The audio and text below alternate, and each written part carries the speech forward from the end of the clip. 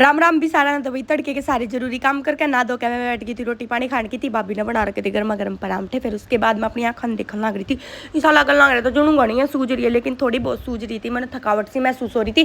फिर उसके बाद फाइल उठा के जान लग रही थी मैं डॉक्टर के कुछ टेस्ट कराने की थी। रास्ते में मिलता था भाई, गप्पे सप्पे मारते मारते पहुंच गए थे बस स्टैंड पे। फिर भाई अकेडमी में आ गई थी, अकेडमी में आके मतलब रस्ते में याद आ गई थी कि आज तो संडे, कोई भी डॉक्टर ना बैठा पाओगा। फिर उसके बाद सर का चल रहा था शूट, और ये दोनों लोग आई है ना बैठ के आपस में देख कर हंसन लग रही थी भीतर। फिर उसके बाद हमने दिन में कर लिया था लंच के बाद मैंने भी अपनी प्रैक्टिस कर ली थी। फिर सड्डा भेज दी थी मैं दूध और डोसा लेने की थी।